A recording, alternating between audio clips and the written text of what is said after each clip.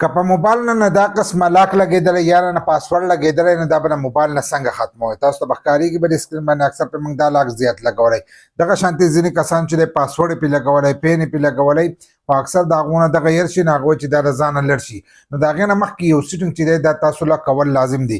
که دغه شانتې دا تاسو لر کوئ، اوس به دې دا لاک لګېدلی دی او دا تاسو دغه شانتې لر کوئ، نو د دې لپاره به تاسو بیا موبایل چې دی دا به ریسیټ کوئ.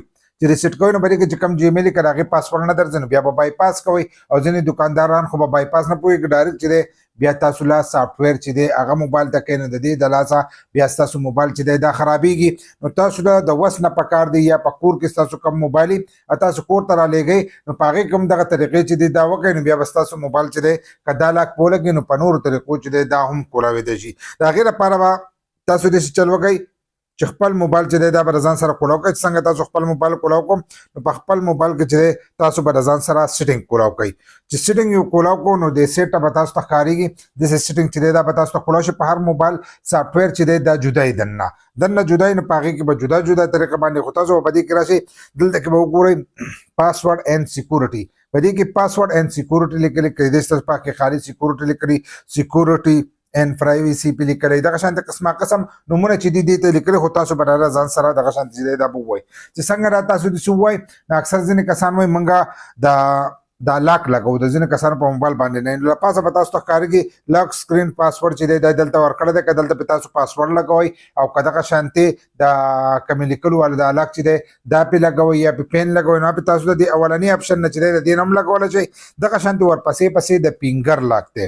د پنګر لاک چې دی دا هم د دې لپاره لازم دی. که دغه ستاسو نه هېر شي نو پنګر خو ستاسو سره تاسو په پنګر باندې چې دی دا هم کولاولی شئ. نو د ګوتې لاک چې دی دا تاسو له هم لګول چې دي دا به دې باندې پکار دی. نو ورپسې پسې د پنګر لاک دی لکه د ګوتې لاک دی.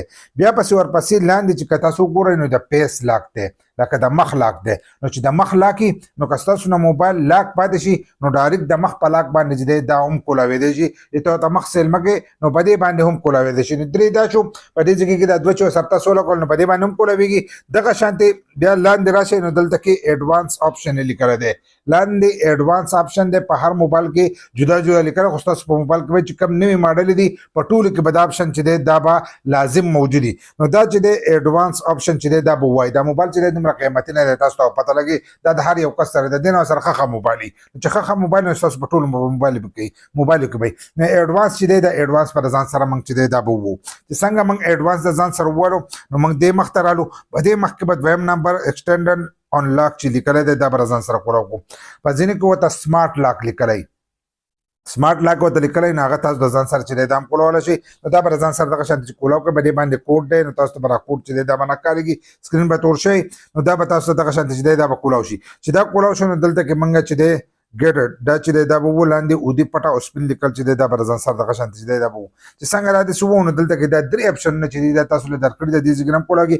اولنی چې دی ستا د تلو چل چې دی به ستا موبایل معلوموي نو په هغې باندې به کولاږي. که تا لاک لګولی او ته د دې سره کم چال د ښکې نو راولنی تاسو له درکړی ستا د باډۍ د تلو دغه چې دی هغې ته به ګورو نو ستا موبایل چې دی دا به انلاک کېږي. که ستا نه دغه کوډ چې دی دا هېر شي نو دا د دې ځای نه ان کېده پکار وي.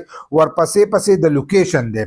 د لوکیشن دا خو د دې لپاره هم ښه دی، که ته چې زه کور ته راځم یا دفتر ته راځم او زما موبایل چې دی دا د ځانه کولاویږي نو دلته کې چې دی د لوکیشن د آپشن ورکړی دی. نو دې ځای کې چې تاسو کوم لوکیشن سلیکټ کو نو ستاسو موبایل چې دی دا به ځانه کولاویږي. خو د هغې لپاره به داسې چلي چې تاسو به په خپل موبایل باندې لوکیشن او انټرنیټ چې دی دا به دواړه تاسو کولاو کړي نو ستاسو موبایل چې دی دا به ځانه چې دی دا به کولاویږي. دغه شانتې ورپسې پسې دی بیا چې ستاسو سره کم ډیوایس لکه کم ماشین څه ته ویلی کېږي، دې موبایل ته هم ماشین ویلی کېږي.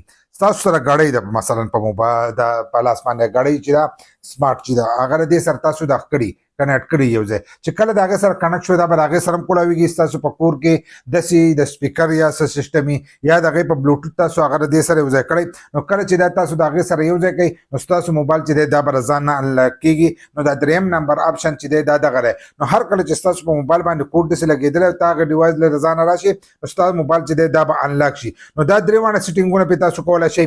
چې کله موبایل واخلئ نو دا پې لازم ان کوئ. او دغه شانتې ورپسې چې شاته موږ لاړ شو نو دلته کې چې دی دی د ټول نه خاص سیټنګ چې دی د پنگر لاک دی او ورپسې پسې د پیس لاک دی د مخ دا لاک چې دی چې دا تاسو په موبایل باندې ولګو نو ستاسو د موبایل باندې که دغه کوډ ستاسو نه هېر شي نو تاسو چې مخ ته داسې ډایرکټ ونیسئ نو دا به ډایرکټ ستا مخ چې دی دا به راواخلئ او رضانه به کولاویږي بل لا دې ته دی په هغه وخت کې هم دغه راځي کله ته موبایل لا کولاو کوئ راواخلئ په لاس کې نو ډایرکټ کولاویږي دا کمزوري موبایل چې دي دا کمې ارزانه چې دي نو دا لږ ټایم هلي او کوم چې ګران موبایل دی خو چې د څنګه ونیولو ډایرکټ مخ سکن کړی او ډایرکټ کولاویږي نو دا لاکونه چې دي دا په موبایل باندې لازم چې دی دا ولګوئ نو ستاسو نه که کوډ هېر شي نو په دې نورو طریقو باندې تاسو هم د خپل موبایل لاک چې دی دا کولاولی شي او که ډایرکټ کولاوئ نو د هغې لپاره چې دی بیا به بایپاس کوئ او موبایل ته اکثر ځینې کسان چې دی هغه سافټویر ورسره هم کوي خو موبایل به ریسیټ کېږي او د هغې نه به ډیټا چې دی دا به هم ختمېږي